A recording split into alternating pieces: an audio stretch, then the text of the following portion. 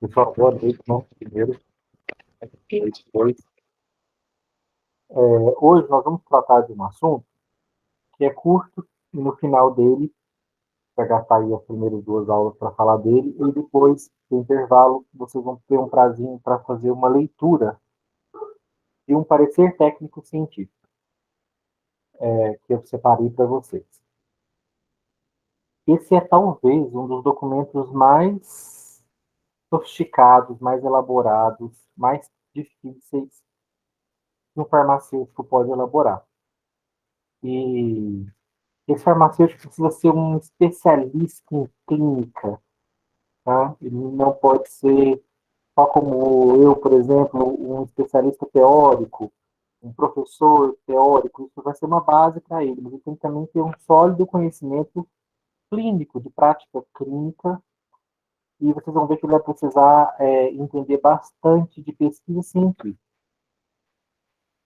O que é um parecer técnico científico? Primeiro, para entender o parecer técnico científico, vocês precisam entender que os medicamentos são tecnologias. Então, para entender um parecer técnico-científico, a primeira coisa que eu preciso pensar é pensar no medicamento como uma tecnologia. E o que acontece com uma tecnologia de tempos em tempos?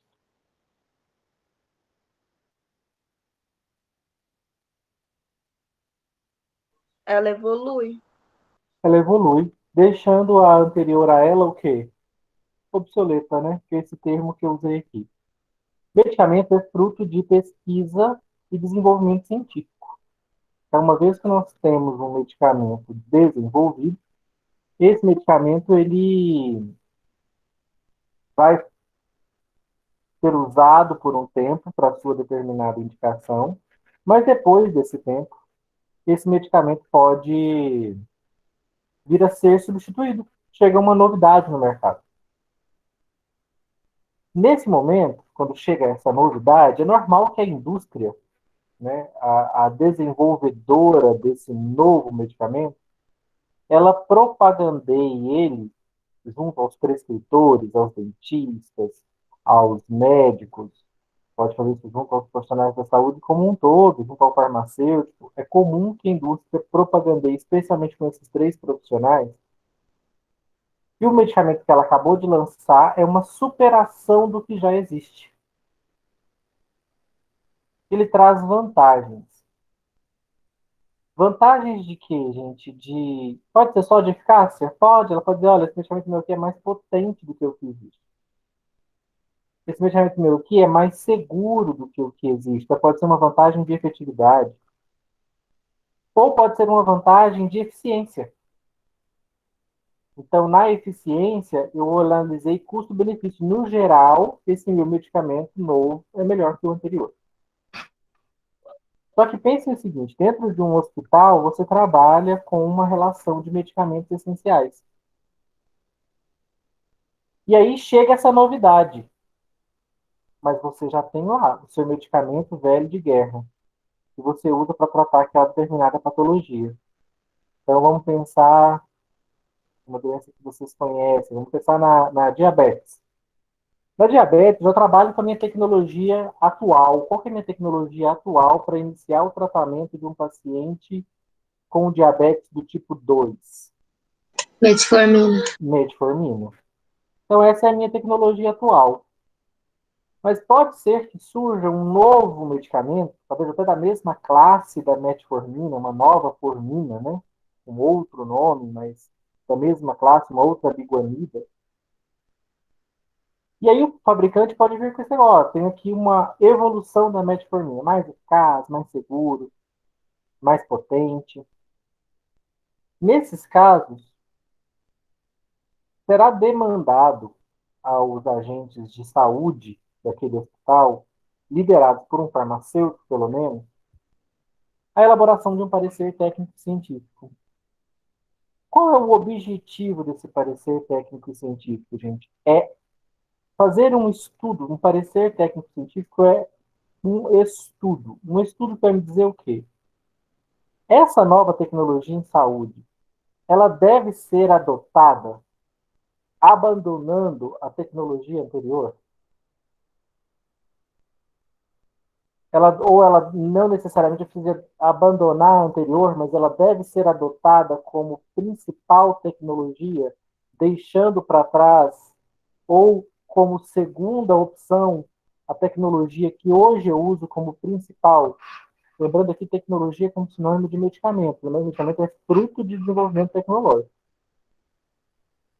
Vou dar um exemplo para vocês, para ver se facilita um pouquinho a vida. Eu acho que é a segunda opção, professor, que ela deve ser adotada como primeira escolha, mas que não necessariamente deve se deixar de utilizar a que já exista, avaliando eficácia, custo-benefício e esse parecer justificando o motivo dessa adição ou dessa forma de primeira escolha de tratamento. Sim, mas vocês entendem, né, de que a nova tecnologia, o medicamento novo, ele é necessariamente superior à tecnologia existente? Não necessariamente, eu Por acho. exemplo, vocês acham que o meu parecer científico, lá no final, ele vai sempre dizer, olha, realmente troca, o novo é melhor que o antigo. Ou o parecer técnico científico lá no final pode me dizer, não, troca não. Não há grandes vantagens do novo em relação ao antigo. Professor, Oi. Não sei se eu equiparei bem, mas assim, eu acho que é meio que o caso das anfotericinas, por exemplo, a B, aí a gente tem a lipossomal, né, e tem a comum, a mais usada. Aí eu questionei bem isso para a minha farmacêutica, questão de benefício, que ela me justificou foi que, pelo fato de as duas terem o mesmo objetivo, só que a outra ser mais cara para fazer ou usem em uma grande demanda de pacientes, então a primeira escolha é sempre a outra comum. E aí, em caso de pacientes que já têm danos renais, e aí onde a eficácia da lipossomal vai ter um benefício maior para aquele paciente específico, para aquele caso, é utilizada a lipossomal. Nesse caso, nós temos duas tecnologias distintas, né? Uma antiga, que é a anfotericina B deoxicolato, mas que tem uma desvantagem grande, uma alta toxicidade renal. Surgiu uma anfotericina nova, a microsomal, que preserva a potência antifúngica, mas reduz a toxicidade sobre os rins. Ora, ao final de um parecer técnico, certamente o parecer técnico vai indicar que, no que tange à eficácia, elas são parecidas, ambas são antifúngicas. No que tange à efetividade, a microsomal, a mais nova, é menos tóxica, então é melhor tomá-la. Só que um parecer técnico, gente, também vai levar em conta custo.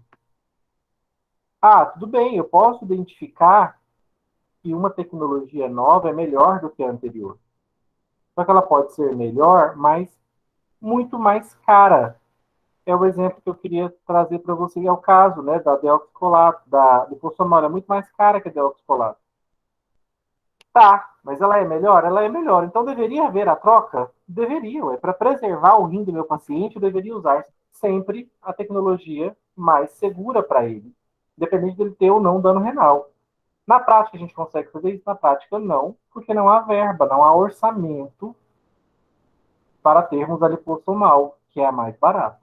Mas é claro que isso deve permanecer ali uma insistência junto aos congressistas, para que, por exemplo, um dia no orçamento do Ministério da Saúde tenha a anfotericina microsomal, tenha dinheiro para o Ministério da Saúde comprar a microsomal. Ou quebrar a patente, ou fazer um acordo com o fabricante, mas enfim, a ideia era dar um jeito de colocar na rede pública a microsomal, para preservar os rins dos pacientes que eventualmente precisem usar a anfotericina B. E aí eu quero fazer uma analogia aqui com vocês. Ó. Nós temos um medicamento clássico para o tratamento do transtorno do déficit de atenção e da hiperatividade em crianças, adolescentes e adultos. Um medicamento de marca mais conhecido, né, que até se confunde com o nome do ativo para muita gente, é a Ritalina, de 10 miligramas. A Ritalina, na verdade, é um nome de marca. ela contém o fármaco metilfenidato, uma anfetamina, que nos deixa mais atentos, mais espertos. Portanto, tem indicação para controlar as pessoas que são desatentas, que têm déficit de atenção, que muito facilmente desviam a atenção do que estão fazendo, não conseguem focar, se concentrar, são hiperativos, estão ali funcionando, a cabeça funcionando a 1000 por hora, e não consegue ter um foco, uma linha de pensamento. E a Ritalina, que é o cloridato de metilfenidato, hoje custa em torno de R$ 37,99, uma caixinha com 30 comprimidos. Durante muitos anos, o metilfenidato foi a única anfetamina disponível para tratar o déficit de atenção. E muitas pessoas, mesmo quem não tem déficit de atenção, também fazem uso dessa medicação, uso irracional, né, dessa medicação, para tentar aumentar a sua performance durante os estudos, mas não é um uso previsto em bula. Previsto em bula é apenas para quem tem déficit de atenção. Mais recentemente, chegou ao mercado essa nova marca de um concorrente da Ritalina chamado Venvance. 30 miligramas com 28 cápsulas. O Venvance também é uma anfetamina, mas não é metilfenidato como a Ritalina. O ativo do Venvance é o demesilato de lisdexanfetamina. Então é uma anfetamina diferente. A Ritalina é metilfenidato. A anfetamina presente o fármaco, né? A anfetamina que existe na Ritalina é o metilfenidato. E já no Venvance é a lisdexanfetamina. Mas olha o preço do Venvance. Pelo menos 10 vezes, né? Quase 10 vezes, ó, mais caro do que a Ritalina. Ah, professora, tem 2 medicamentos para tratar a déficit de atenção. Sim. Para manter o estado atento, acordado, foco. Um custa 37, outro custa 320. Seu filho tem um diagnóstico de transtorno de déficit de atenção e hiperatividade. O que você quer comprar para ele, gente? A Ritalina ou o Venvance?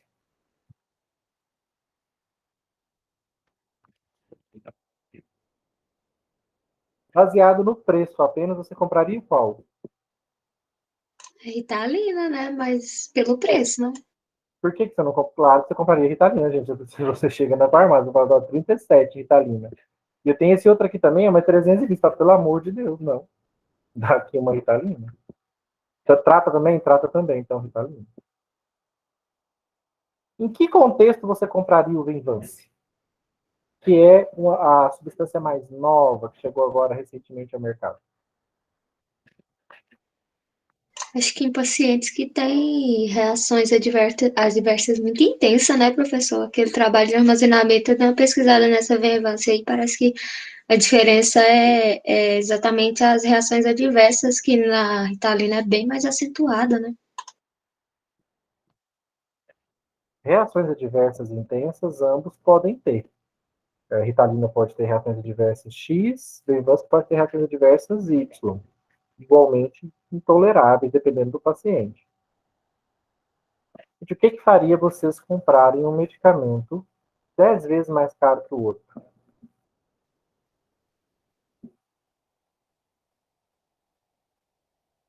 Vocês sairiam ali do consultório convictos de que não, Ritalina não, vou comprar a Venvance. Eu acho que são aquelas pessoas que vão fazer o uso, não para uso off-label do produto. Não, para TDAH mesmo. Se ele tiver algum benefício que justifique o preço dele. Exato, né, gente? Eu só pago mais caro se tiver um benefício. É isso que eu esperava que vocês me respondessem. Só vou pagar mais caro por algo se esse algo me oferecer um benefício. Né? Venvance precisa ser pelo menos 10 vezes melhor que a Ritalina para justificar eu não comprar Ritalina e comprar Venvance.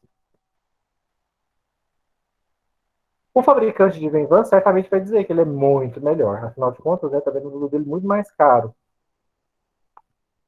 A questão é, será que é mesmo? Eu posso confiar no fabricante? A palavra final dele vai ser suficiente para que eu faça a troca? Vamos supor que eu trabalho num hospital que atenda especificamente, né, crianças com déficit de atenção, especializado nisso.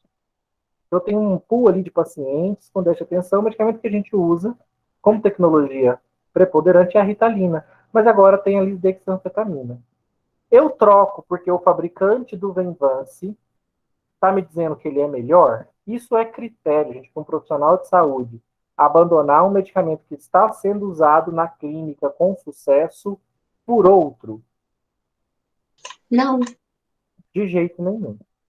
Porque é óbvio que o fabricante não vai chegar dizendo para você o seguinte: olha, o meu medicamento é 10 vezes mais caro, mas ele é tão bom quanto. Tá? Na prática não tem diferença. Ele está assim mais caro porque ele surgiu agora no mercado, né? Ele é novo, então a gente está cobrando mais caro.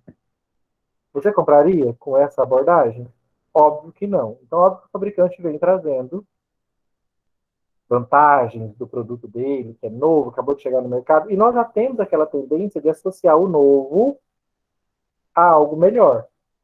O que não necessariamente é verdade para medicamentos. Pode ser verdade? Pode. Caso que a Renata citou.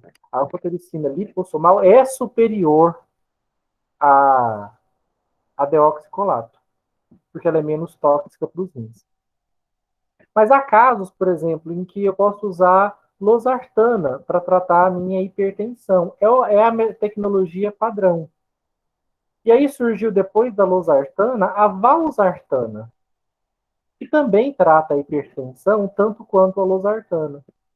É mais segura que a losartana, significativamente? Não. Mais potente que a losartana? Também não. É da mesma classe que a losartana e, assim como a losartana, controla a pressão arterial.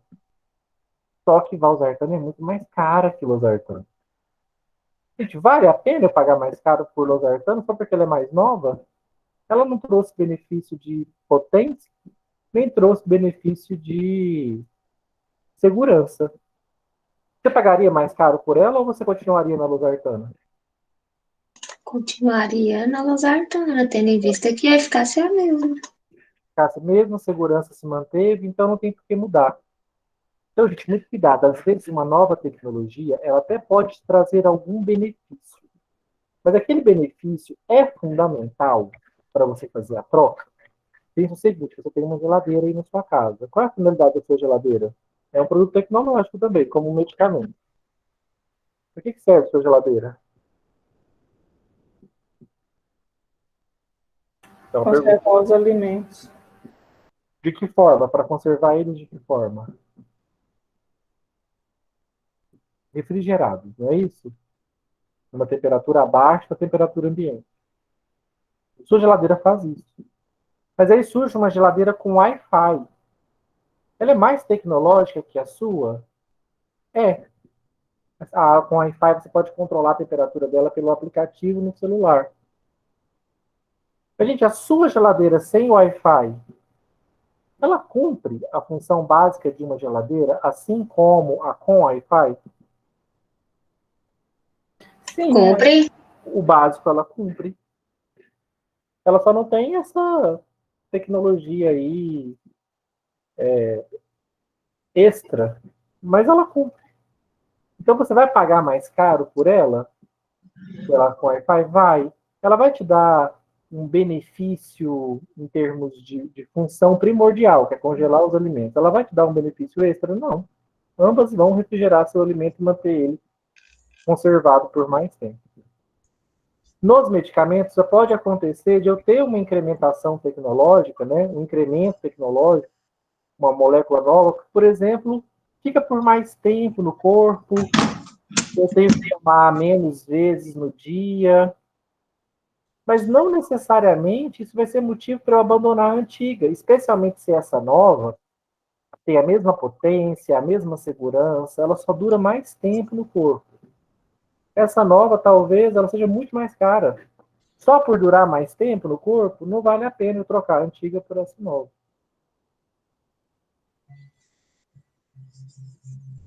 Nesses casos é que eu queria perguntar para vocês. Já me disseram, professor, não com base no fabricante me dizendo que vamos voltar lá para a Ritalina com o Venvance. O Venvance é o novo, Ritalina é o antigo. O fabricante do Venvance está me dizendo que ele é bem melhor que a Ritalina, só que ele é 10 vezes mais caro. Já sei que pela cabeça dele eu não vou. Mas, de fato, né, é uma nova tecnologia que surgiu. Caso eu quisesse fazer essa troca no meu hospital, gente, que atende crianças e adolescentes com TDAH, como é que vocês acham que eu deveria proceder? Eu vou proceder elaborando um parecer técnico-científico comparativo entre a minha tecnologia nova, que está sendo apresentada para mim, e a minha tecnologia antiga. Um parecer técnico-científico, então, é uma comparação entre o novo e o velho. Nessa comparação, como é que ela vai ser feita? Ela vai ser feita para dar suporte aos gestores de saúde para eles tomarem essa decisão. Qual a decisão que eles vão ter que tomar nesse caso? Imagine que você é o diretor-geral desse hospital. Ou é o presidente da comissão de farmácia terapêutica. E vocês estão discutindo se lisdexanfetamina, o Venvance, oferece ganho terapêutico em relação à Ritalina, o metilfenidato, que é o medicamento que vocês vêm usando para tratar TDAH. Colocado essa pergunta, vão precisar elaborar um parecer técnico-científico para respondê-la. Lisdexanfetamina é mesmo melhor que metilfenidato? Com base nesse parecer que vocês vão elaborar, o gestor da área vai poder tomar a decisão de troca ou de não troca. Como é que vocês vão elaborar esse parecer, então, gente? Ele vai ter que ser todo baseado em evidência científica. Medicina baseada em evidência. Só isso vai poder racionalizar o meu processo de troca de uma tecnologia antiga por uma nova. Como que eu faço esse parecer, então, baseado em evidência científica? Para você montar um parecer, não é algo que você vai fazer livremente. O Ministério da Saúde já te dá uma estrutura de um parecer técnico-científico. É um documento tão sério e tão importante que ele tem uma estrutura de uma monografia. Ele tem diretrizes metodológicas para elaboração de pareceres técnico-científicos. Ele te diz como fazer. Se o trabalho vai precisar ter capa, folha de rosto, contracapa.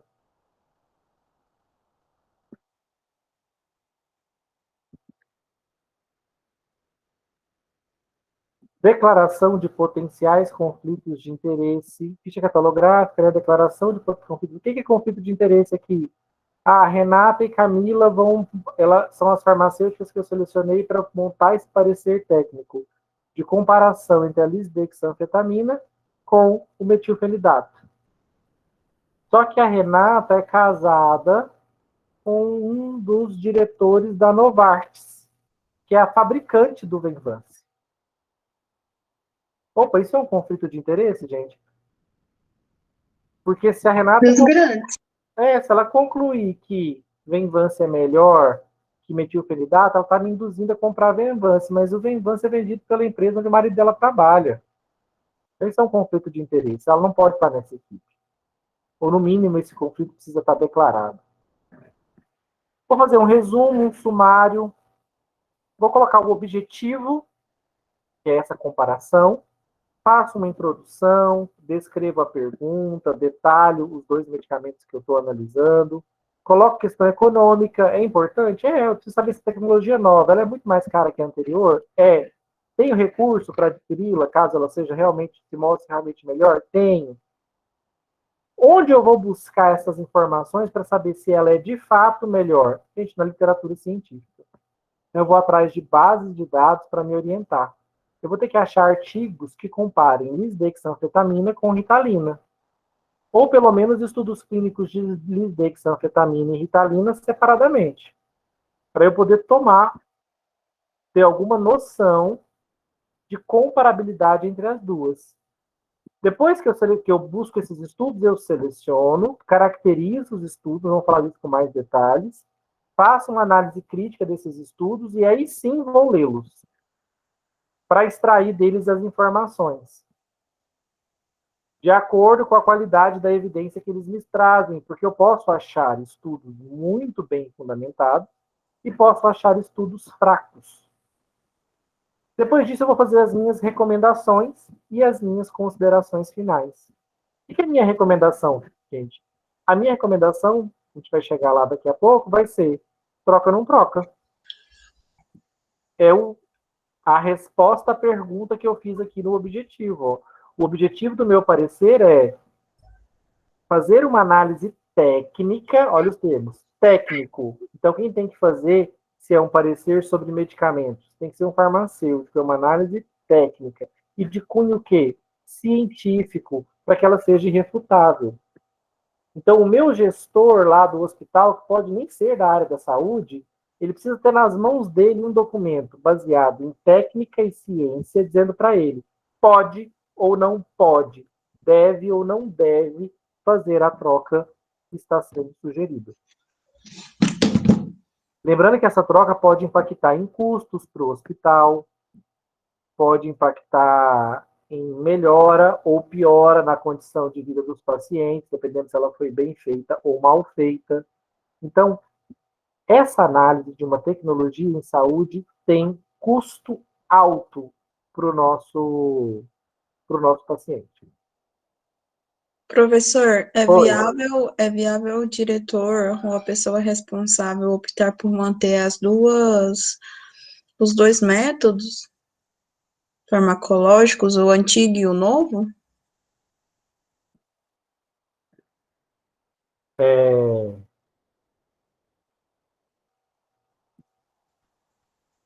Entendeu? Não, assim, estou respondendo uma aluna que não está conseguindo entrar. Posso sim. O fato de surgir uma nova tecnologia não inviabiliza a outra. A outra pode se tornar uma segunda opção. Ou pode surgir uma nova tecnologia que, mesmo nova, não supera a minha original. Um bom exemplo de... Vou te dar dois exemplos. Os inibidores da ECA são medicamentos que bloqueiam o sistema renina, angiotensina, aldosterona, DH, que nós vimos lá na hipertensão. São antihipertensivos bastante eficazes. Só que depois dele surgiu uma outra classe, agora de inibidores diretos, antagonistas da angiotensina, que são as artanas. O surgimento das artanas não tirou o captopril e seus derivados do mercado. Eles continuaram no mercado. Só que eles deixaram de ser os fármacos de primeira escolha. As artanas tomaram esse lugar deles. Elas se mostraram mais efetivas, mais seguras que o captopril e seus derivados. Então, elas abocanharam esse mercado. Então, elas se tornaram os antihipertensivos de primeira escolha. No caso da diabetes, que vocês também já estudaram, a metformina, por exemplo, segue lá firme e forte. Depois dela, diversas classes surgiram. Ela é uma das pioneiras. Depois da metformina, surgiram vários tipos de insulina mais modernas do que a insulina humana, modificadas, né, em relação à insulina humana. Surgiram os agonistas do GLP-1, das incretinas, a liraglutida, a exenatida, a vidagliptina. Surgiram uma série de medicamentos depois da metformina. Ninguém destronou ainda a metformina como primeira escolha para o tratamento da diabetes. Então, não necessariamente vai haver... Às vezes, a tecnologia nova chega, entra e toma o primeiro lugar. Ou seja, a troca é feita. Não necessariamente eu deixo de usar a antiga, ela pode continuar existindo no sistema de saúde como uma segunda opção. Terceira opção, quarta opção. Ou no caso da metformina, os novos chegaram, mas permaneceram no status de segunda opção. Não se transformaram em primeira.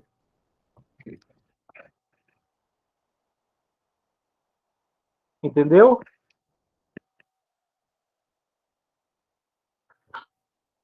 Gente, aqui, para eu começar um parecer, a primeira coisa que eu preciso fazer é elaborar a pergunta. a pergunta que eu quero responder. Essa pergunta é o objetivo do meu parecer. E ela é uma pergunta estruturada de acordo com o acrônimo PICO. Quem é o acrônimo PICO? P de população de interesse. Quem se interessa nessa troca? Vamos voltar para o nosso exemplo? Lisdexanfetamina, Venvance, 300 e tantos reais. Substituindo a boa e velha Ritalina, metilfenidato, 30 reais. Quem é a minha população que tem interesse nesse assunto, gente?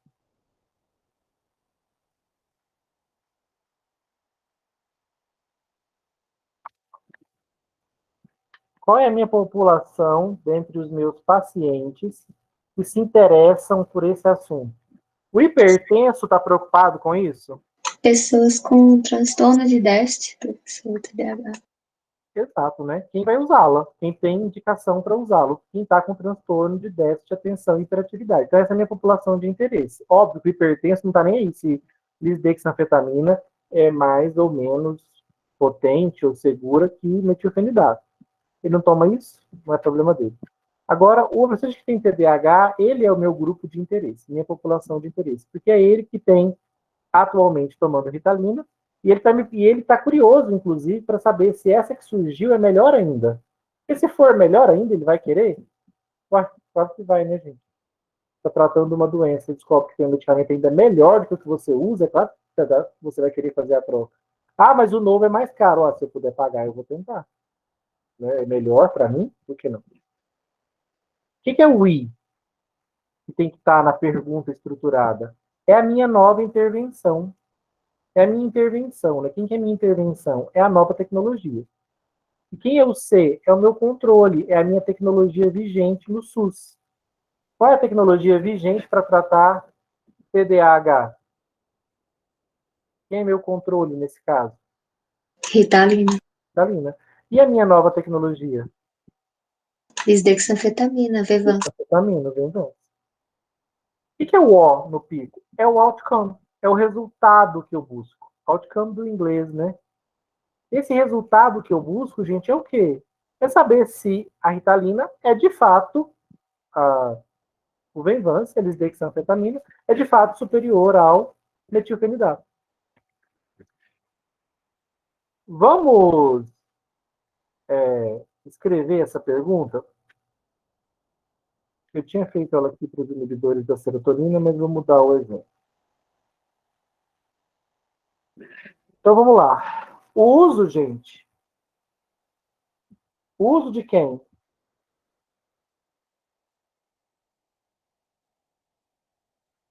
Vou apagar tudo. Vamos lá. Qual a pergunta que eu quero fazer? O uso de lisdexanfetamina. Eu quero saber sobre ela em relação ao metilfenidato. Eficácia, custo-benefício. Eu poderia pôr aqui, o uso de lisdexanfetamina é mais eficaz que o uso de Ritalina? Poderia. Mas eu estaria olhando só se uma faz mais efeito que a outra. Eu poderia pôr aqui também, o uso de lisdexanfetamina é mais efetivo? Poderia. Mas aí, se eu estivesse olhando efetividade, eu estaria olhando só para qual parâmetro? Segurança. Segurança. Eu estaria olhando se lisdexanfetamina é mais seguro que Venvance. Mas se eu quiser uma análise mais completa, se eu quiser saber se lisdexanfetamina me traz mais vantagens no geral, se ela é mais eficaz, se ela é mais segura, considerando o preço. Se eu quiser fazer uma análise geral, qual o termo que eu vou usar aqui? O uso de lisdexanfetamina, Venvance, é mais o quê? Vantajoso, eficiente. Eficiente. É o termo, né? Lembra que eficiência estabelece uma relação de custo-benefício? Ela vai englobar tanto a eficácia quanto a efetividade, o efeito e a segurança do fármaco. Então fica mais completo se eu colocar o uso de lisdexanfetamina é mais eficiente que o uso de metilfenidato. metilfenidato? Quem é metilfenidato? Ritalina. É a Ritalina. E o uso de metilfenidato? Ó, aqui já tem a minha nova tecnologia, a minha intervenção de dexanfetamina. Já tem a minha tecnologia vigente, o meu controle, que é Venvance, e já tem o resultado que eu estou buscando saber, que é se uma é mais eficiente que a outra. O que está faltando na minha pergunta, gente?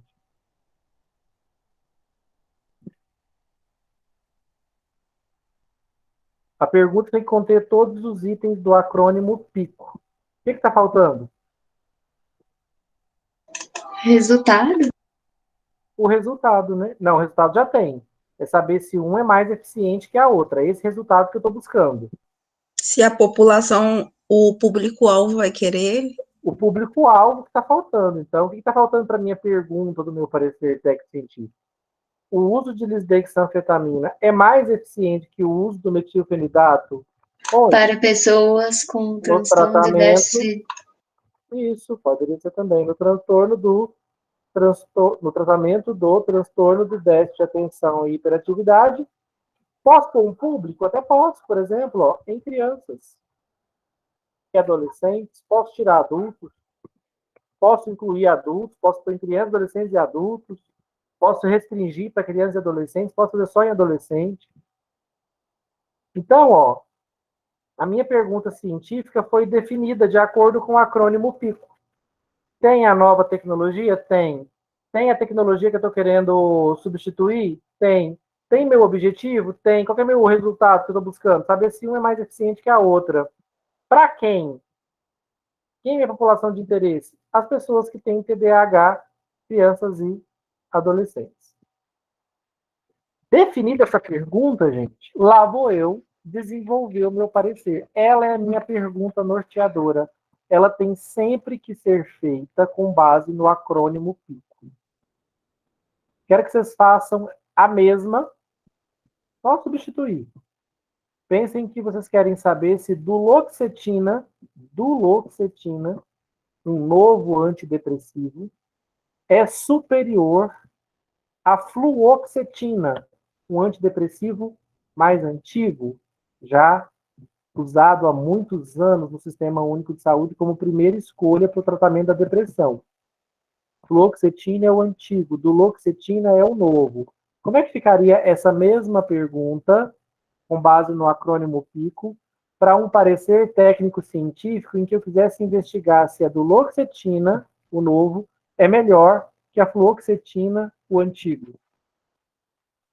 O uso de duloxetina é mais eficiente que o uso de fluoxetina no tratamento de pessoas com, no caso, a doença aí que eu esqueci. Tratamento de pessoas Mas, com professor, eu não preciso todas as vezes especificar, por exemplo, se é, tipo assim, se eu quisesse generalizar, se eu não quisesse só para crianças e adolescentes, como que eu faria? Se você quisesse o quê? Por exemplo, aqui nessa, o senhor especificou que, no caso do TDAH, para crianças e adolescentes, né? Se eu Sim. não quisesse, aí como que, tipo, daria Para para aqui, ó. formular? Para aqui. No tratamento do TDAH. Bom, aí você não limitou sua população. Todo mundo que tem TDAH. Você vai buscar artigos que falem sobre a comparação entre as duas do tratamento do transtorno, independente de ser homem, mulher, negro, branco, criança, adolescente, adulto, tratamento de TDAH, tá bom? Se você quiser limitar a sua população, você pode colocar como nós fizemos aqui. Não precisaria ser limitado. Por exemplo, na sua pergunta, né? O uso de duloxetina é mais eficiente que o uso de fluoxetina no tratamento da depressão pós-parto. Pronto, limitei para um público específico. Mas poderia ter deixado só no tratamento da depressão. Pronto, pega todos os... Isso que eu fiquei na dúvida. Não, você que define para que você quer fazer esse protocolo. Vamos supor que você está num hospital, como é o meu exemplo com vocês, num hospital que eu falei que atende pediátrico, né? Ele atende crianças e adolescentes com TDAH. Então, nesse caso, você não está nem preocupado com adultos. Então, você pode restringir. Você está querendo fazer essa troca para a população-alvo, né? Que são seus pacientes. Quem são seus pacientes? Crianças e adolescentes. Mas poderia, se você trabalha só com adultos, poderia fazer a mesma pergunta, mas usando adultos. Ah, não quero limitar, quero perguntar isso, quero responder isso no geral. Então, para aqui, ó, no tratamento do TDAH. Entendi, por exemplo, o paciente com câncer, aí em pacientes oncológicos, por exemplo, né? Isso, ou você vai definir para o tipo de câncer se aquele novo medicamento é melhor do que o anterior. Gente, então isso aqui, lá na comissão de farmácia terapêutica dentro do hospital, surgiu essa pergunta, e essa pergunta pode ser enviada para uma comissão específica, que vai tratar de desenvolver esse parecer. Ela começa desenvolvendo a pergunta. Desenvolveu a pergunta, próximo passo. Eu tenho que, né, assim que eu desenvolvo a pergunta, eu tenho que estar muito cuidadoso com a indicação da minha intervenção. Eu tenho que estar muito claro para mim, eu não posso comparar maçãs com bananas. Banana eu comparo com banana, maçã eu comparo com maçã. Então, o medicamento que eu estou usando como nova tecnologia para o TDAH, ele tem que ser comparado com um medicamento que tem indicação para o TDAH. Se eu tenho um novo antihipertensivo, eu preciso comparar ele com o antihipertensivo anterior da mesma categoria. As indicações têm que ser as mesmas. Eu estou usando um antidepressivo novo, quero substituir por um antidepressivo antigo. Não comparo fármacos com indicações diferentes. A indicação tem que estar muito clara. A indicação da intervenção, que é no medicamento novo, tem que ser a mesma do medicamento que já está sendo usado. Eu preciso também procurar saber se esse medicamento novo que eu estou querendo colocar no mercado, no lugar de um que já vem sendo usado, se ele está aprovado pela Anvisa. Como é que está a situação regulamentar dele? Ué, eu faço todo esse processo e concluo. Lisdexanfetamina realmente é superior a metilfenidato. Beleza. E daí? Vamos trocar? Ah, não vamos não, porque a Anvisa ainda não autorizou lisdexanfetamina no Brasil. Então, o que adianta ter concluído que ela é melhor? O máximo que vai adiantar é para eu pressionar a Anvisa para ela autorizar logo esse medicamento novo, que é melhor e que ainda não está aprovado no Brasil. O controle, que é o medicamento que vem sendo usado, ele deve ser a tecnologia vigente no SUS. Eu sempre comparo esse novo com o atual, com quem eu estou usando agora. Vamos supor que surja uma nova classe de antidiabéticos, do tipo 2, para tratar diabetes do tipo 2. Ele vai ter que ser comparado com a tecnologia vigente no SUS. A tecnologia vigente no SUS é metformina. O resultado deve ser de mensuração objetiva. O que é isso? O resultado que eu estou buscando, quando eu estou perguntando, eu devo saber, gente, se eu fizer essa troca, vou ter menos sequelas, menos reações adversas? E o paciente vai viver mais e melhor? Vai ter ganho de qualidade de vida? Vai aumentar a sobrevida do meu paciente? Ou seja, vai morrer menos se eu fizer essa troca? Então, eu preciso ter dados objetivos, tá? Para esse resultado que eu vou buscar na literatura, saber, caso eu troque, eu vou ter mais segurança para o meu paciente, a doença vai progredir mais lentamente, ele vai viver mais tempo, melhor, com menos reações adversas, a morte não vai acontecer ou vai acontecer em menor quantidade. É isso que eu quero saber. Professor, Oi. Uma dúvida, por exemplo, as insulinas, né? Por exemplo, na maioria dos hospitais que eu vejo, o pessoal costuma fornecer a NPH e a regular, né? Aí, esse caso é devido ao parecer técnico-científico, por exemplo, a equipe de farmacêuticos, o RT ou diretoria hospitalar faz essa escolha desses fármacos mediante esse suporte do SUS, que é o que ele vai oferecer, ou, por exemplo, porque elas são de curto e rápida ação, né? Aí, por exemplo, nesse caso que a gente só tem essas duas disponíveis, se eu quisesse ter outras, por exemplo, aquelas que têm ações mais longas, já seria porque seria para um tratamento só paliativo ou mais duradouro, ou é porque lá no caso é só para atender uma emergência? Como que funciona? Então, como é que você faria para você ter elas também? Isso, por exemplo, eu só tenho as duas, né? A NPH e a regular. Aí, se eu quisesse fazer um parecer técnico-científico justificando o motivo de eu querer adicionar outras insulinas, ao invés de substituir, né? Porque essas é necessário ter, mas assim, adicionar as outras de longa duração, por exemplo. Não, poderia. No caso das insulinas, elas não têm diferença de potência, mas elas têm diferença de cinética, né, de duração. E o certo é ter todas. Você nem precisaria de um parecer técnico-científico para isso. O hospital não está trabalhando com essa diversidade por questões de custo mesmo. Mas, se você quisesse elaborar um parecer para, por exemplo, fazer uma troca, vamos supor que surge uma nova insulina no mercado que esteja sendo propagandeada com vantagens em relação às atuais. Aí você pode fazer um parecer técnico para saber se vale a pena. Vamos supor, qual é a insulina que você usa por padrão? A que a gente usa para ação longa é a deglutida. E agora, ou a glargina. E agora surgiu uma nova, a degludeca. Degludeca é melhor que a glargina? Pode fazer essa comparação para escolher dentre as longas ou ultralongas qual a que você vai comprar para o seu hospital. Então, um parecer técnico vai responder isso.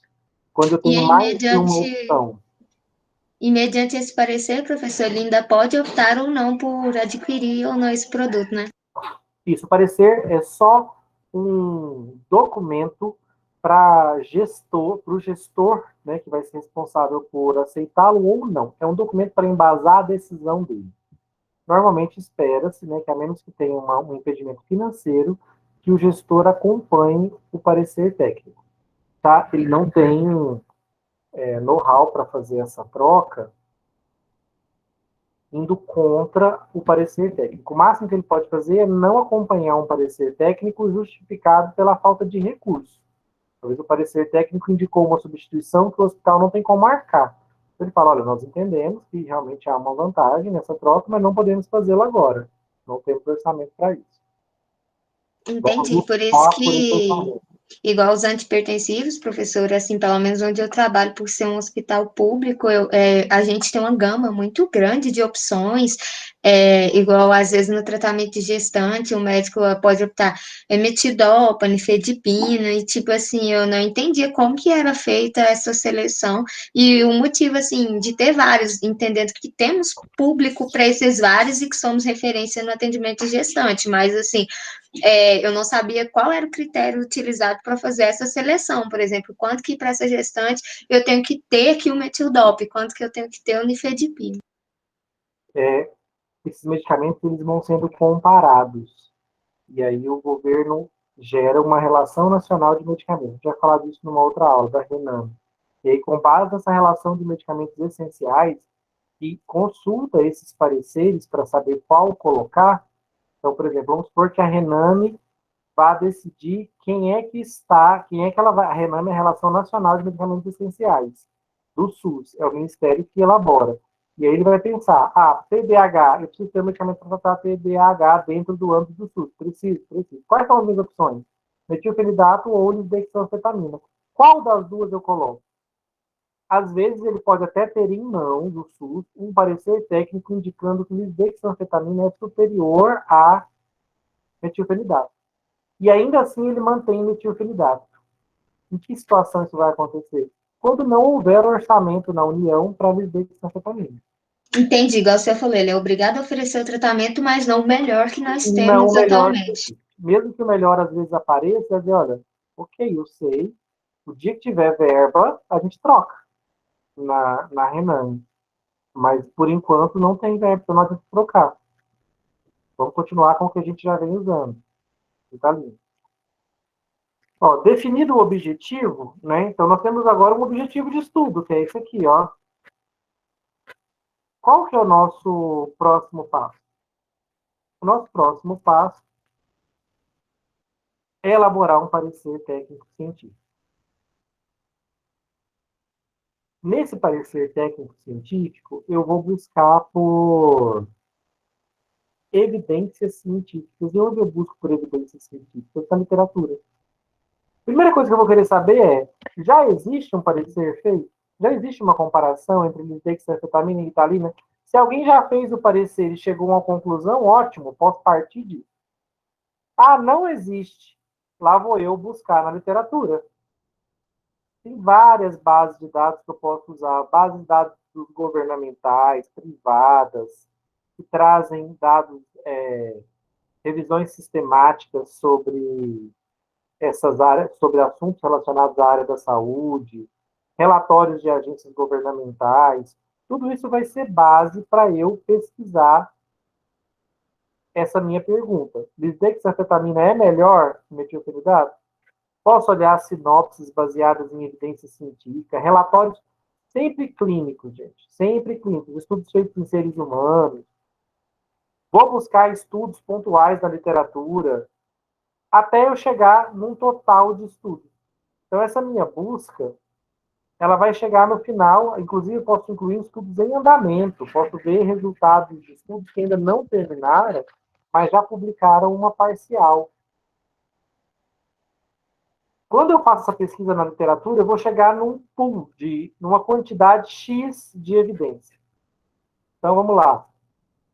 Quando eu chego nessa minha quantidade inicial, eu posso ter um monte de publicações que eu encontrei, clínicas, falando sobre lisdexanfetamina e metilfenidato. E eu posso ter outras publicações que eu consegui, inclusive, de outras formas. Às vezes alguém me mandou uma publicação sabendo que eu estou pesquisando sobre o tema. Esse total, gente, eu vou começar a filtrar. Então, isso aqui vocês vão usar no TCC de vocês. Ó. Esse total, eu boto lá, lisdexanfetamina, metilfenidato numa base de dados. Pode aparecer 1000 artigos. Eu vou ler os 1000? Não. Eu vou começar a filtrar. Logo, eu começo a perceber que desses 1000, 100 eram duplicadas. Eu tiro fora. Fica 900.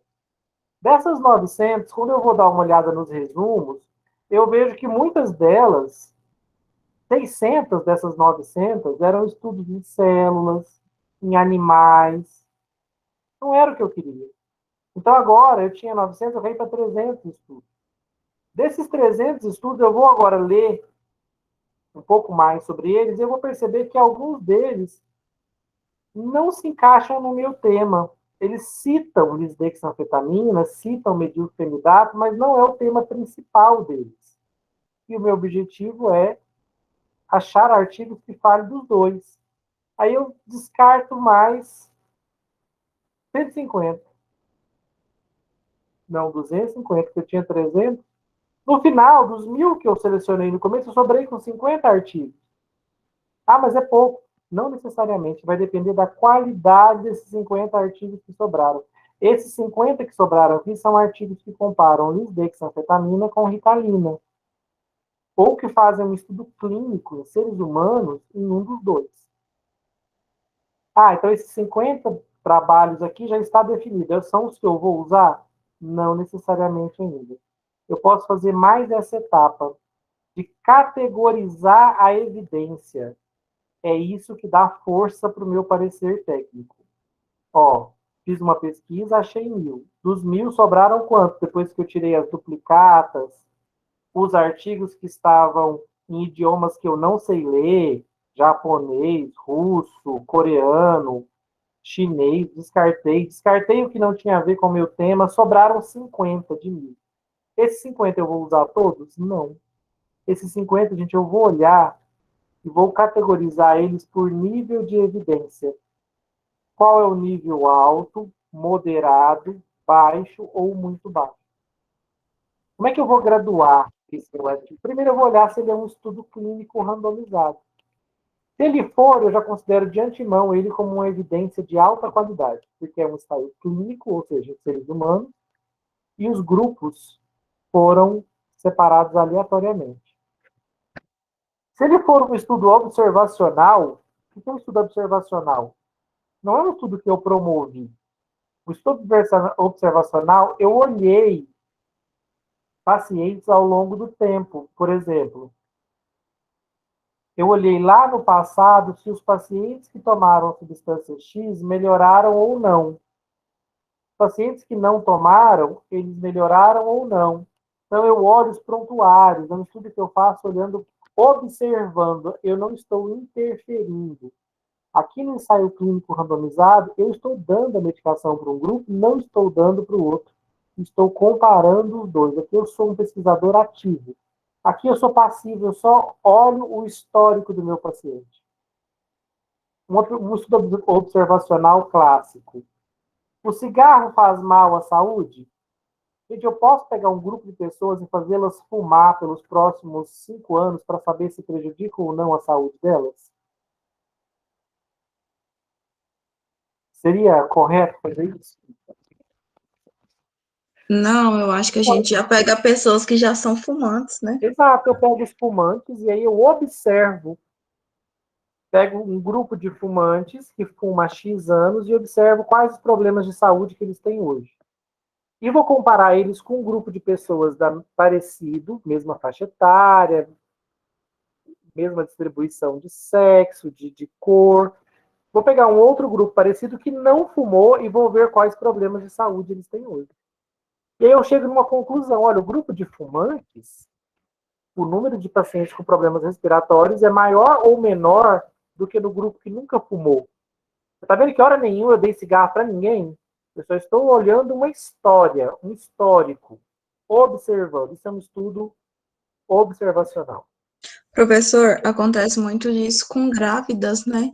Porque como não expõe ela nos testes de medicamento, aí quando o médico receita algum medicamento, geralmente o laboratório ou algum órgão, se tiver contato com aquela grávida, vai estar observando se o neném vai nascer bem, como é que vai estar as coisas, né? É o que a gente chama de estudo de casos, isso. E a gestante é um ótimo exemplo. Ela realmente não toma medicação. Então, normalmente eu faço estudos com gestantes observacionais. Por exemplo, agora. Foram testadas as vacinas para Covid-19 em gestantes? Não. Então, agora o governo vai adquirir vacinas, se não me engano, da Pfizer, para vacinar as gestantes. E aí nós vamos fazer o quê? Um estudo observacional. Os gestantes vão tomar e nós vamos ver como é que elas reagem à vacinação. A vacina da AstraZeneca Oxford, que nós estamos usando no Brasil em idosos, ela não foi testada em idosos. O que está acontecendo no Brasil? Um estudo observacional. Nós estamos atentos aos idosos, os pesquisadores estão atentos aos idosos brasileiros que tomaram a vacina.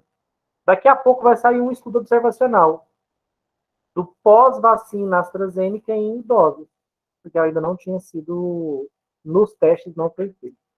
Então, gente, um estudo que eu intervenho, que eu monto grupos, dou a medicação para um grupo, não dou para o outro, faço um tratamento estatístico, isso é um ensaio clínico randomizado. Ele é considerado de cara uma evidência de qualidade alta. Esse estudo observacional, vocês entendem que a qualidade dele é menor? Sim. Porque eu posso errar nessa observação, posso errar nas montagens desse grupo. Só que alguns estudos observacionais são muito poderosos. Então, pode até acontecer de, numa possibilidade, eu considerá-lo uma evidência de qualidade moderada ou alta. Quando ele for muito bem feito, muito bem conduzido, muito amplo. Vamos supor que eu faça um estudo observacional prospectivo para o futuro, ou seja, eu quero saber qual é que a vacina para a Covid-19 promove imunidade nas gestantes. A vacina de Covid-19 da Pfizer se promove imunidade nas gestantes. Beleza, eu tenho um público de gestante no Brasil. Centenas ou milhares de mulheres, não sei. Provavelmente milhares ou centenas de milhares de mulheres. Grávidas que vão tomar a vacina. E aí, eu vou acompanhar a gestação delas. Eu posso fazer uma pergunta, por exemplo. A vacina para a Covid-19 da Pfizer provoca malformação fetal? Tem como eu dar essa resposta agora? Não. As gestantes vão tomar, vou acompanhar a gestação, vão nascer X mil crianças. Dessas, quantas foram... quantas nasceram com alguma deficiência física? X. Essas que nasceram, é atribuída a vacina? Não é? Então, aí eu vou chegar numa conclusão. Então, acho que vocês entenderam a diferença do observacional para o clínico. O clínico, ele parte como, de cara, eu considero ele, o clínico randomizado, uma evidência alta. Mas ele pode se transformar numa evidência de qualidade baixa, ou até muito baixa? Pode, quando ele é mal feito. Ou quando ele é fraudado. Essa randomização pode ter sido mal feita, falsa. O número de pacientes que eu usei nos grupos muito pequeno. O tratamento estatístico que eu fiz, uma lambança estatística. Isso, gente, invalida meu estudo. Então, cuidado, não é porque está escrito lá, ensaio clínico randomizado. Eu, nossa senhora, achei uma evidência de qualidade A. É mesmo? Pode ser que não seja. Eu vou precisar submeter essa evidência a uma análise mais rigorosa. Como foi feita essa randomização? Quantos indivíduos tem em cada grupo? O tratamento estatístico dado foi o adequado? Não foi? Nesse nível de classificação de evidência, eu posso rebaixar um estudo clínico, caso ele, para inclusive um estudo de qualidade muito baixa, caso ele tenha sido todo mal desenhado. Agora, se ele é um estudo clínico randomizado, bem feito, a evidência dele vai ser de qualidade alta. Então, gente, o que vocês dariam mais atenção? Vamos supor que a gente desenvolve um parecer técnico científico sobre lisdexanfetamina e metilfenidato. Só que nós só achamos estudos observacionais. Gente, esse meu parecer, a conclusão dele é 100% confiável ou ele é um parecer fraco?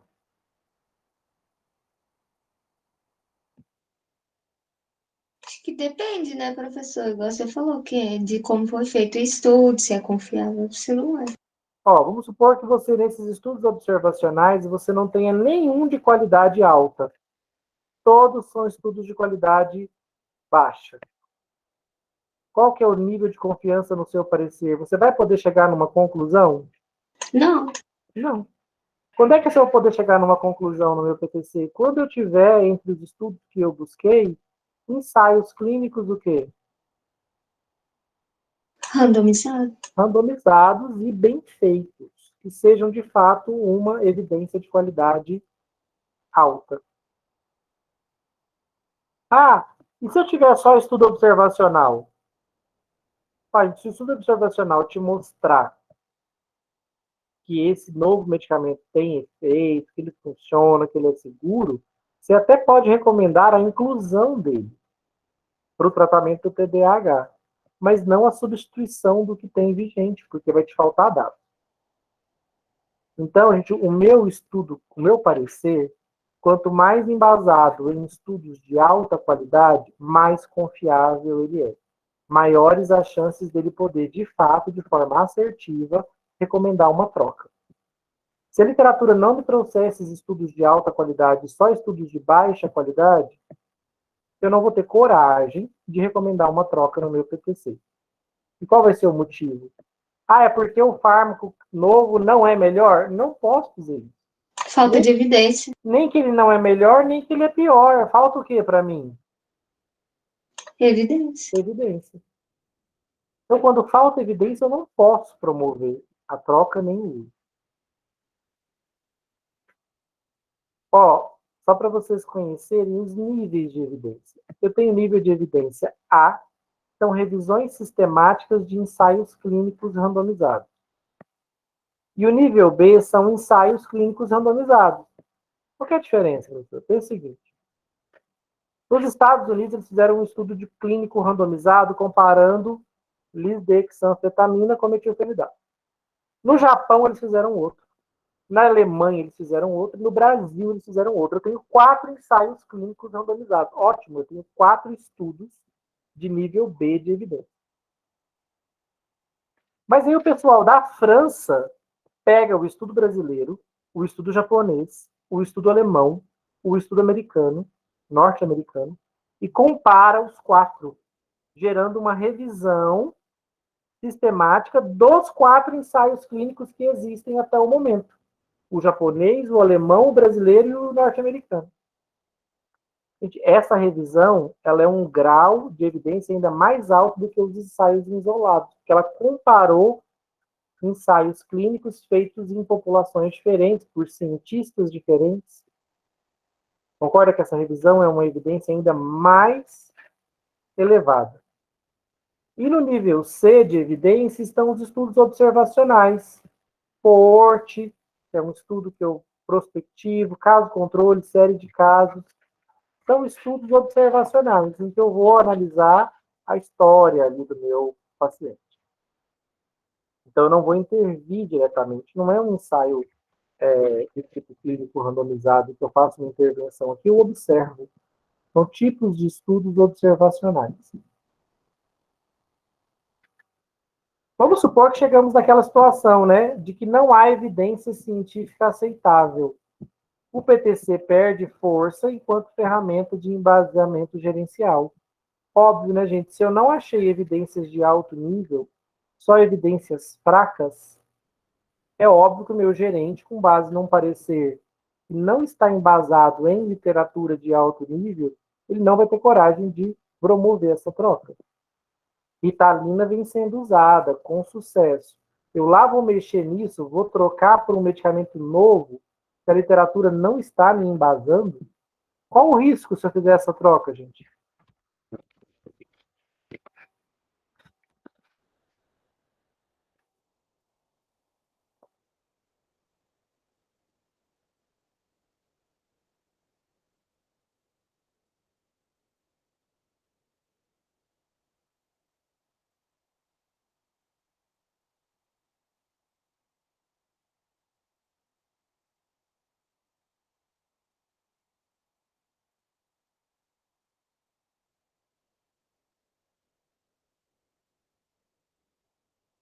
Qual o risco, gente, de fazer essa troca?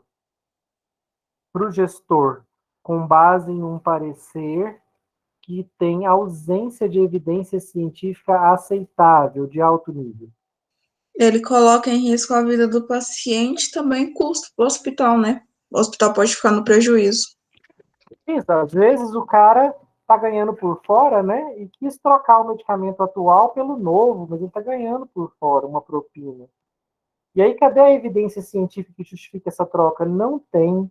Aí o paciente pode começar a ter prejuízos por conta da troca, não necessariamente o medicamento novo é superior ao antigo, nós já falamos disso muitas vezes. Tem mais custo para o hospital. Pode morrer, gente, por conta dessa troca? Pode. Pode colocar em risco a vida dos pacientes? Pode. Isso é uma conduta criminosa. Nós estamos vendo isso acontecer no Brasil, né? Nós, inicialmente, a velha história da hidroxicloroquina. Ela estava sendo usada, de fato, e podia ser usada em 2020. Por quê? Porque nós tínhamos uma doença nova que ninguém sabia o que curava. Então, nesses casos, é aceitável que a gente faça testes. Use medicações que já existem, porque vai que uma funciona. Professor, Foi. a talidomida, ela se enquadra nessas coisinhas aí, ou de fato não tinha evidência, era pouco confiável, porque assim, foi um número muito grande de pessoas que aderiram à medicação e tiveram prejuízos, não só financeiros. Na história da talidomida, eles dizem que os males que ela provoca não foram vistos no estudo clínico, porque não aconteceram em animais, ela não se mostrou teratogênica em animais, e em seres humanos, o estudo clínico nunca usa gestantes. Então, no estudo clínico, não mostrou que ela provocava malformação fetal. E ela acabou sendo usada por gestantes e aí provocou malformação fetal. Quando isso foi percebido, ela foi, durante um tempo, retirada do mercado e depois voltou proibido o uso para gestantes. Igual aquela doença que a gente fez, professor, a doença de Wilson, eu vi muito isso, foi uma das coisas que mais me chamou a atenção, porque fui pesquisar sobre a penicilamina, a trientina, e eu vi, assim, que, por exemplo, tudo ainda é muito novo, sabe? Não tem muita evidência, e aí, por exemplo, falaram que, muitos estudos falaram que pessoas que têm certa rejeição à penicilina também pode ter algum tipo de reação a ela, mas assim, tudo muito, sabe, falta muita evidência, igual muitos estudos não foram feitos em crianças, né? Aí, por exemplo, não tem dosagem específica, aí o médico faz aquele tratamento mais superficial, aí vai aprofundando, mas é meio que no escuro, sabe? Sim, é isso aí mesmo. O, para o medicamento novo, eu nem sempre vou ter evidência mesmo. Eu preciso de tempo.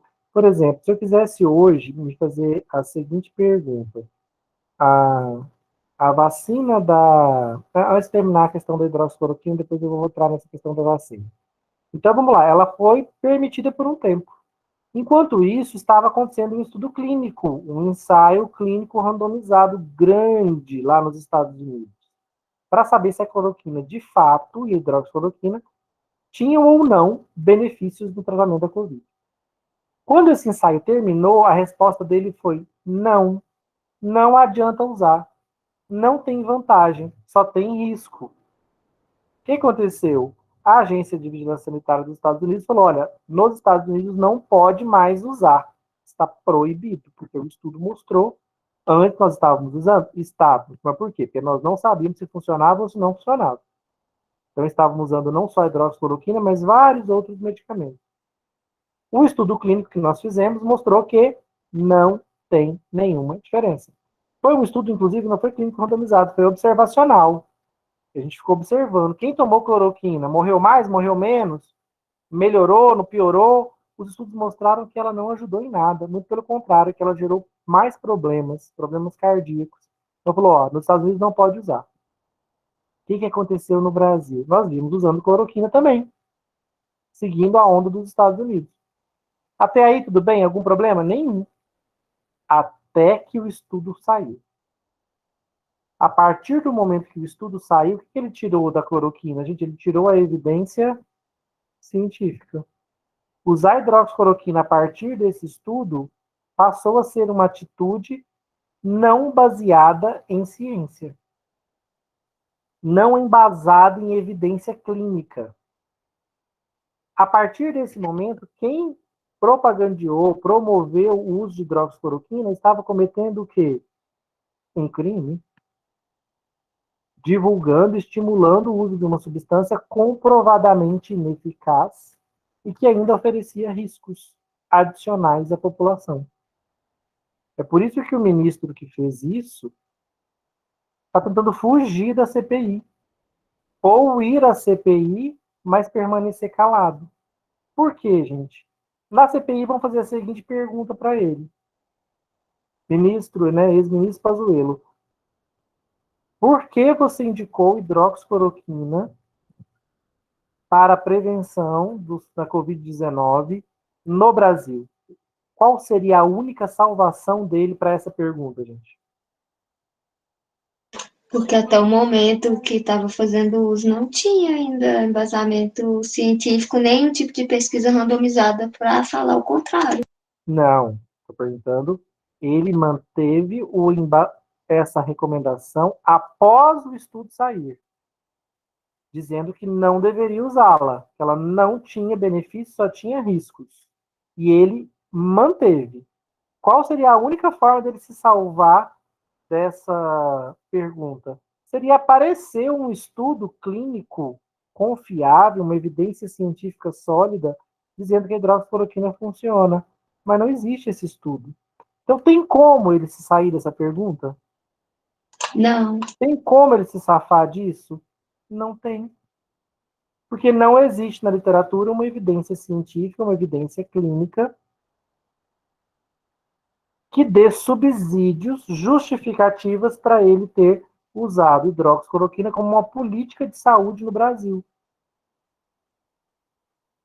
Então, não tem. O que poderia embasar a atitude dele seria um estudo que demonstrasse evidência. Esse estudo não tem. O ministro antes dele era um médico que pediu demissão. Por quê? Porque um médico perde o diploma se fizer um negócio desse. Professor, e uma dúvida, por exemplo, em alguma aula e a gente estava falando sobre igual a ivermectina, né? Por exemplo, né, a gente sabe que ela não é indicada para o tratamento da Covid, e muitos médicos até atualmente continuam prescrevendo. E, mediante isso, ela deixou de ser quase que um fármaco que se tornou uma mercadoria a ser comercializada, né? E aí, esses médicos que fazem essa indicação, por exemplo, antes eu não lembro se foi a aula que o senhor falou que eles têm como fazer prescrição mediante falando que a doença acabou de surgir, não tem nenhum tipo de tratamento ainda comprovado para ela, então a gente está testando o que já tem, mais ou menos nessa tese. Ele poderia, por exemplo, alegar isso sobre essa hidroxicloroquina ou não por conta dessa evidência, porque, por exemplo, essa ivermectina também não tem nada que vai falar que ela trata o Covid, né? Exato, só que ela não está na política do Ministério, né? Você não pode colocar. Os médicos que estão fazendo isso, caso um paciente venha a óbito por conta do uso dessa medicação, a família tenha ali a prescrição de que um médico indicou o uso de uma substância sem indicação com indicação ou com evidência já refutada de que não faz efeito. Esse médico vai responder. Ele vai responder dentro do conselho dele, num conselho de ética, que inclusive vai colocar o diploma dele em risco, e ele pode responder também na esfera criminal por essa atitude. Então, um profissional da saúde nunca recomenda uma terapia não embasada em ciência. Não pode Professor, fazer isso. Ele não tem recursos para fazer isso. O ministro Pazuello não é um profissional da saúde. Então, ele não vai ter risco de perder o diploma. Mas ele vai ter que arrumar um jeito de justificar, e não vai conseguir, por que ele insistiu na recomendação de uma medicação sem evidência clínica. Ou sem não. Sem até poderia, porque é uma doença nova, eu posso, como eu falei, eu posso testar coisas que eu não sei se funciona, se não funciona. Até dentro de uma estrutura de um estudo observacional. Posso. Agora, depois que já sai a evidência dizendo que não funciona, eu tenho que parar o uso e acabou. professor, Oi. mas no caso da ivermectina, teve algum estudo ou ela ainda está na fase que pode indicar por falta de evidência? Estão havendo estudos observacionais sobre ela.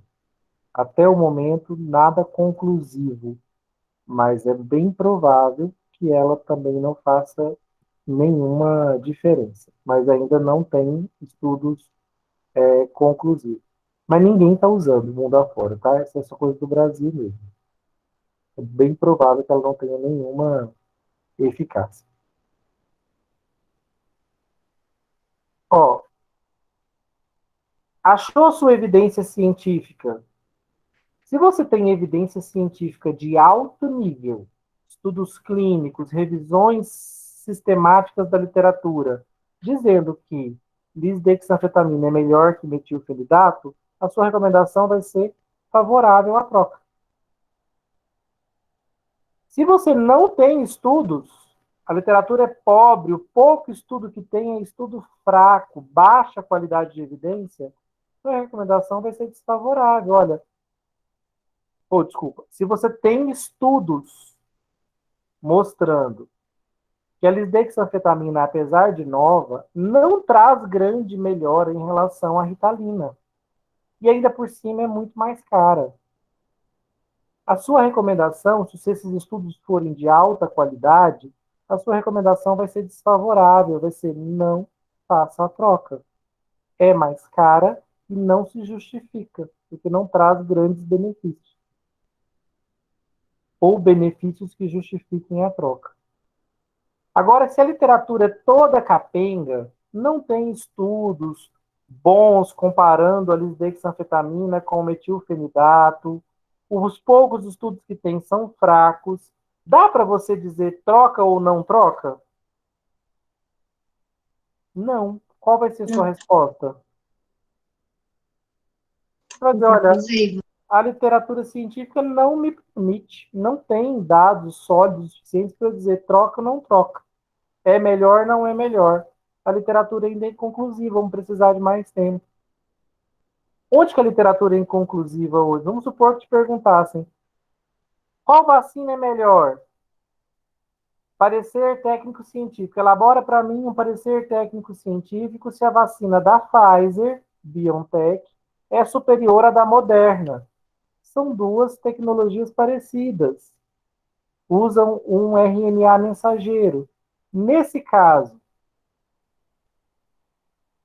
eu vou achar literatura, gente? As vacinas acabaram de começar a ser aplicadas. Como é que eu sei se uma é melhor que a outra, se uma imuniza mais que a outra, se tem mais ou menos reações adversas? Eu tenho que esperar o quê? Um tempo para eu ver a ação delas na população, esperar as pessoas serem vacinadas primeiro. Qual vacina é melhor, Coronavac ou AstraZeneca, que são as duas que estão sendo usadas no Brasil? Não sei.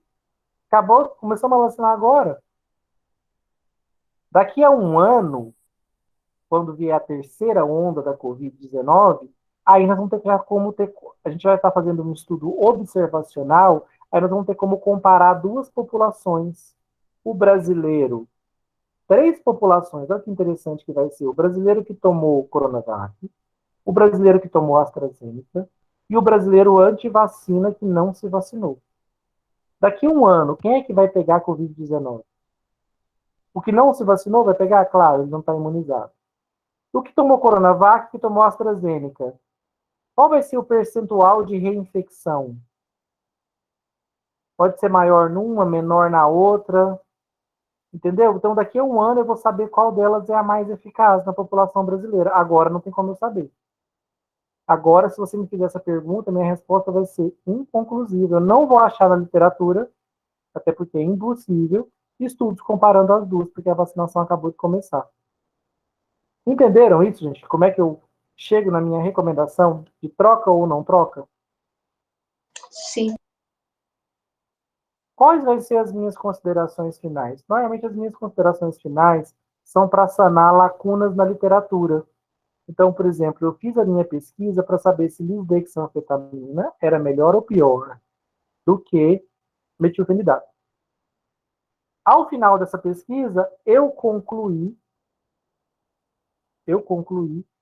que lisdexanfetamina e metilfenidato não tem, falta revisão da literatura.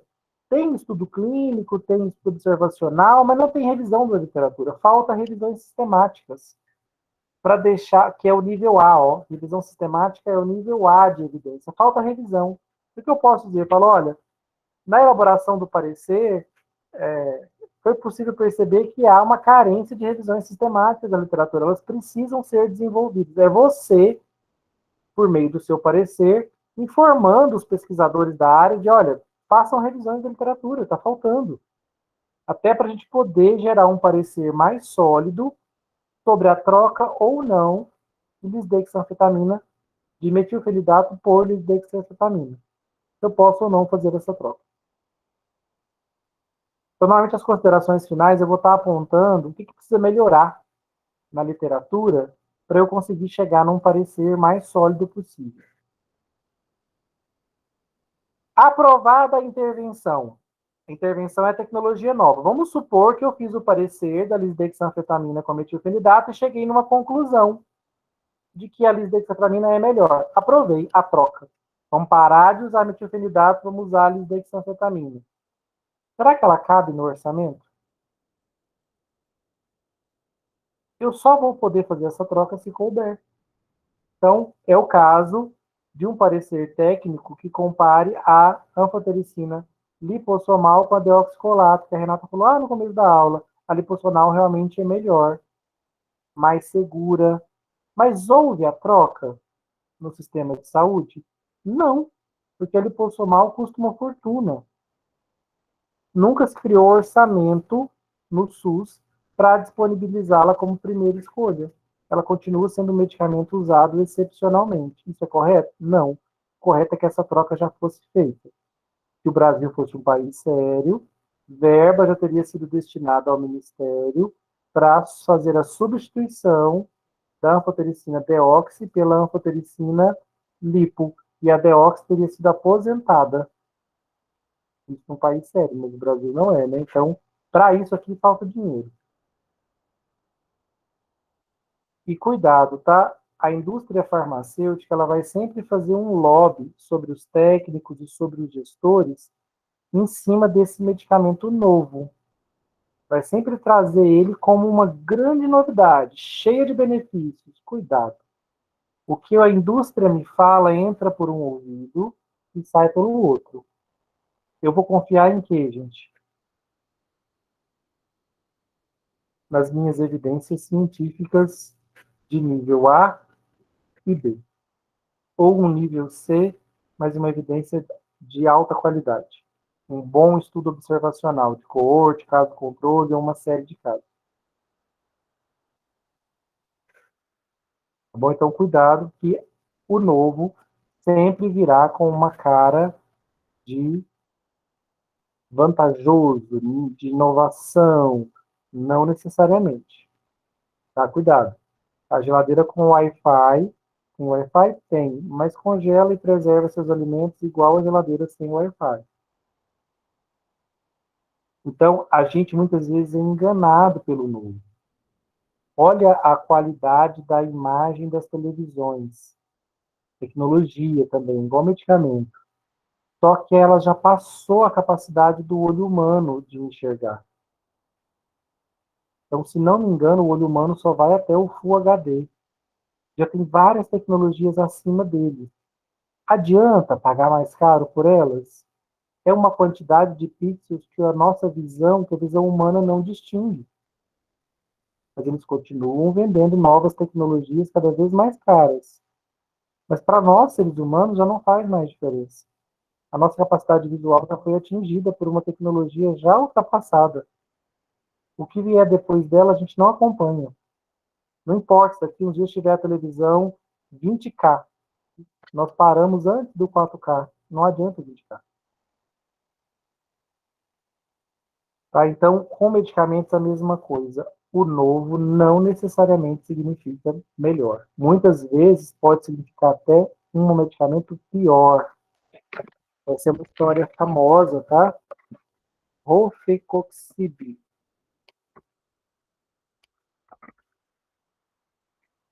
Vioxx.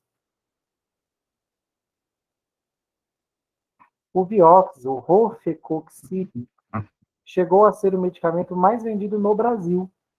Tá? Rofecoxib era um anti-inflamatório não esteroidal e chegou no Brasil como a última Coca-Cola do deserto.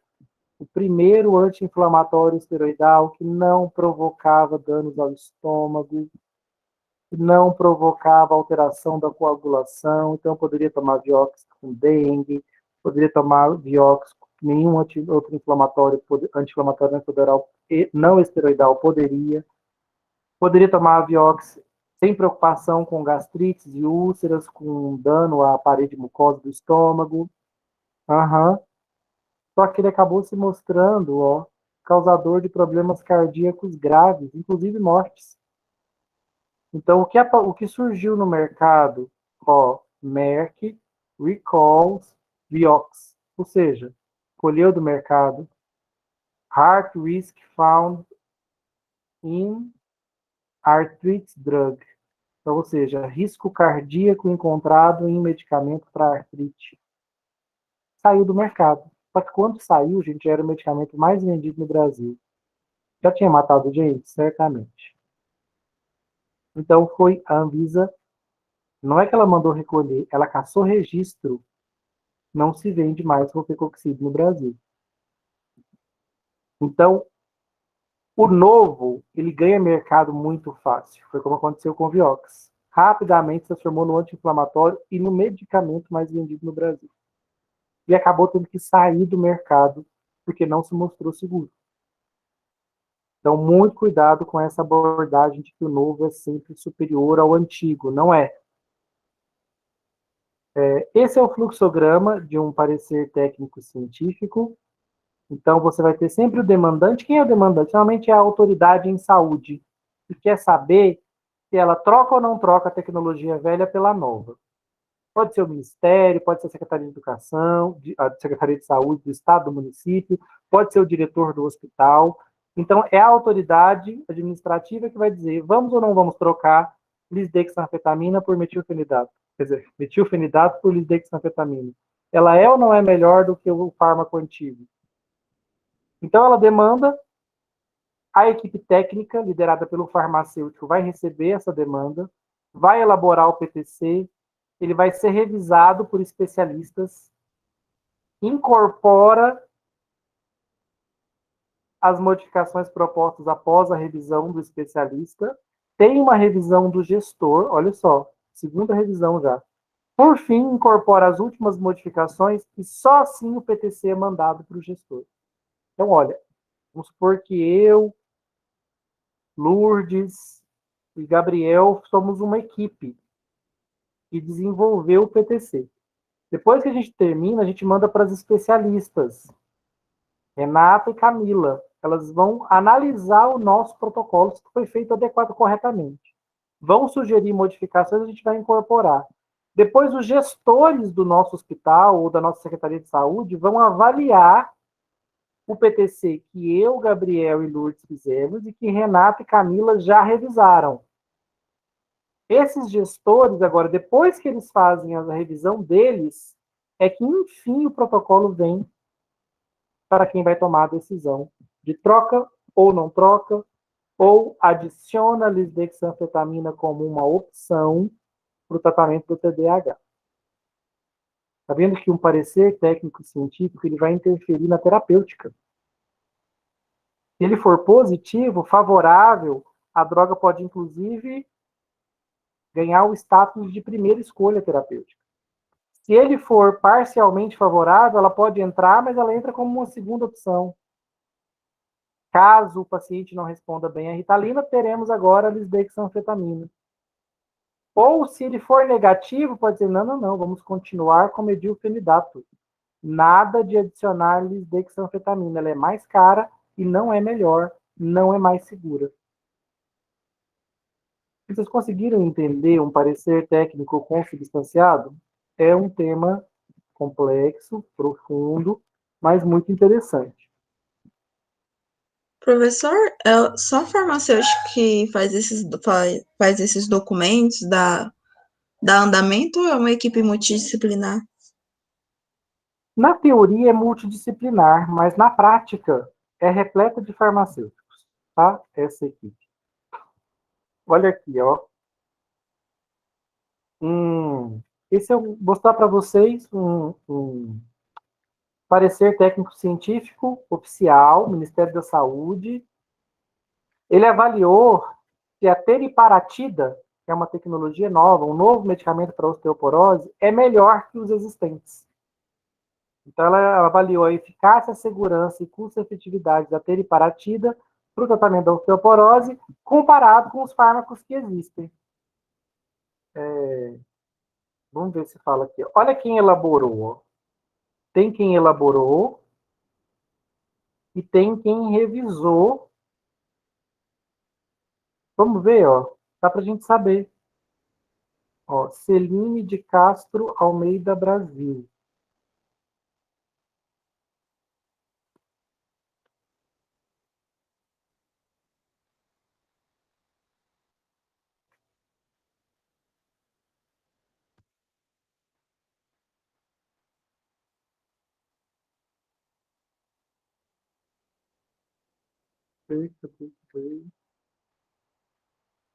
Costuma ter aquele site de...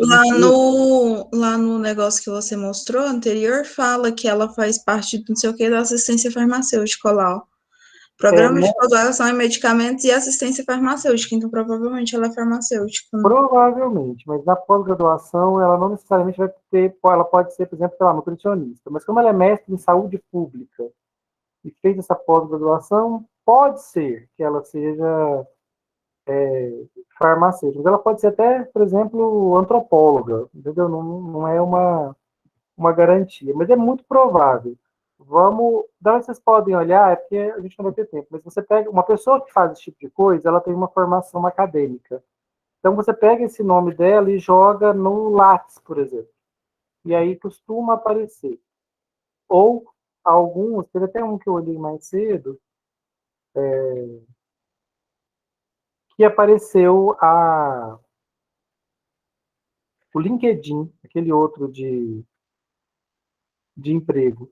E aí pelo LinkedIn dava para ver, eram todas farmacêuticas de um que eu fiz mais cedo. Até pesquisei o nome das meninas.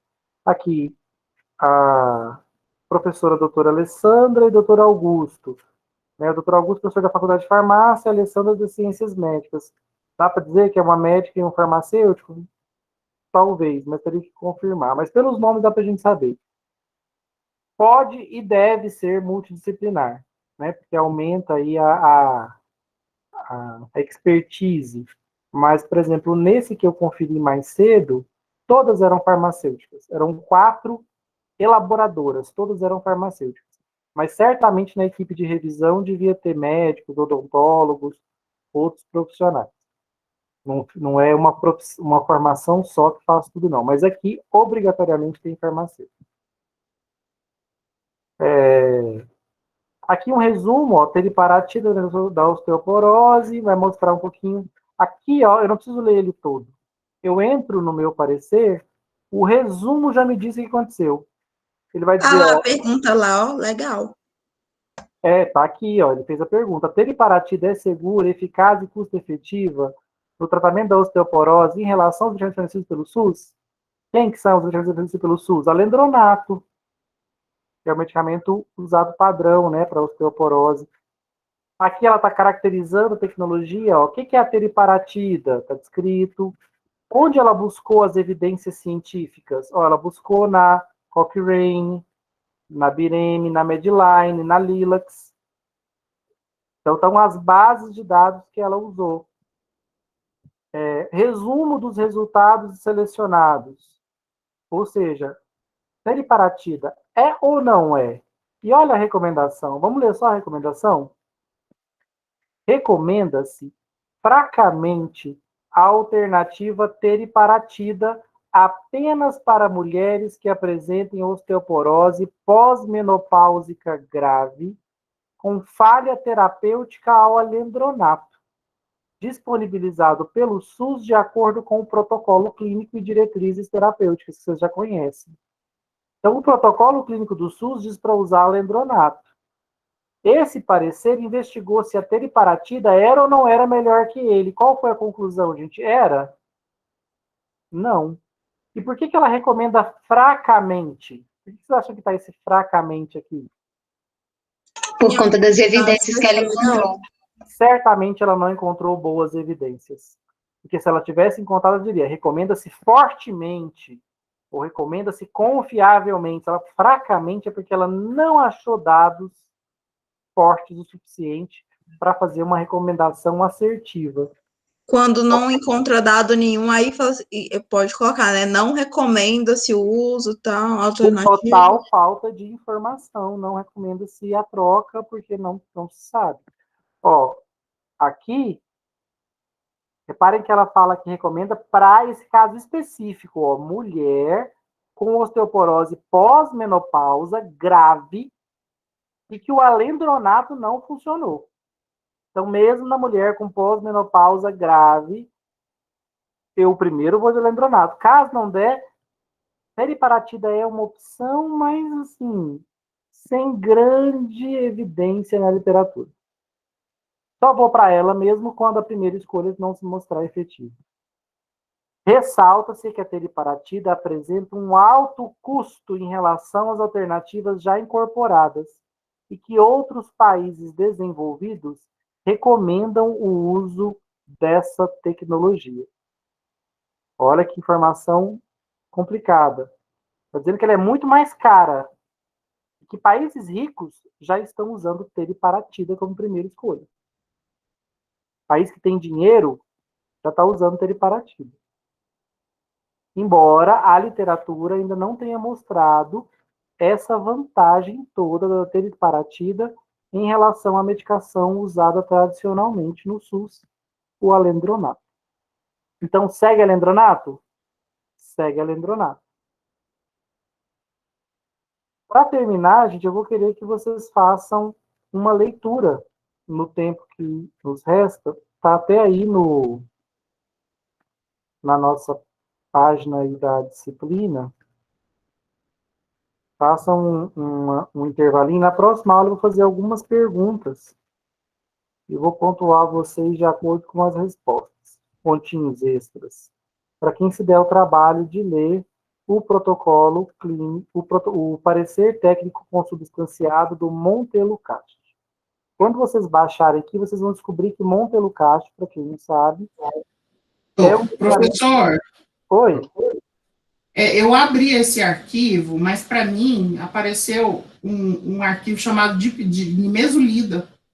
É, para mim também. Para mim também. Eu também acabei de abrir aqui, olha o que apareceu. Eu, hein? Será que eu anexei o arquivo errado? Graças a Deus, não foi um nudes, né, gente? Podia ser pior. Vamos lá. Peixe, tivesse colocado uma foto sua lá pra gente ver, que lindo. Pois é, graças a Deus, que bom. Eu tenho até pesadelo com isso. Será que não é isso? Cadê esse PTC, então? Deixa eu achar aqui.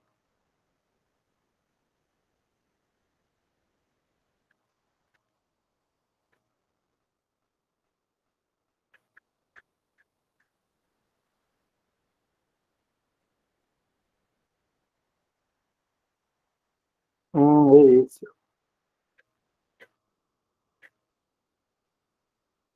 Tomou.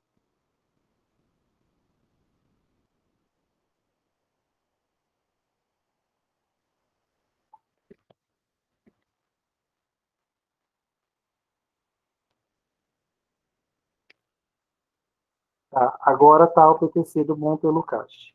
Vocês vão ver que o Montelucast é um medicamento usado para asma em crianças, asma persistente. A pergunta que foi feita é, ele, quando surgiu, né, uma novidade, é melhor que a medicação tradicionalmente usada para asma, os broncodilatadores, beta-2 adrenérgicos e os anti-inflamatórios esteroidais aerosol? Ele é melhor ou não é melhor? Quero que vocês deem uma olhada nesse parecer, para vocês entenderem a estrutura. Comecem lá pelo resumo, ele também vai ter o resumo, tá? Ó, o resumo executivo dele está aqui. Depois vocês deem uma pincelada em alguns pontos que vocês acharem mais interessantes. Ou na busca da literatura, ou nos resultados selecionados. Não precisa ler ele todo, não. Lê o resumo e vai nos pontos que vocês acharem mais relevantes do texto. Certinho? Dúvidas? Tranquilo, professor. Então, gente, é isso. Boa sexta para vocês. Espero que vocês tenham gostado dos protocolos, dos pareceres, né, técnicos científicos.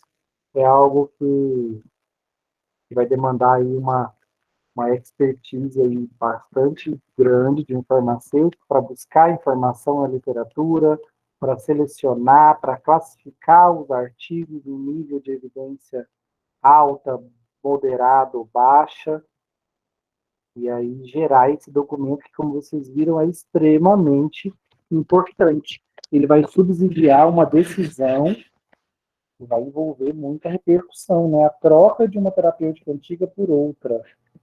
E pensa, um farmacêutico que lá no passado analisou o Vioxx, o Rofecoxib, e concluiu que ele era melhor que os anti-inflamatórios existentes e recomendou a troca. Pensa.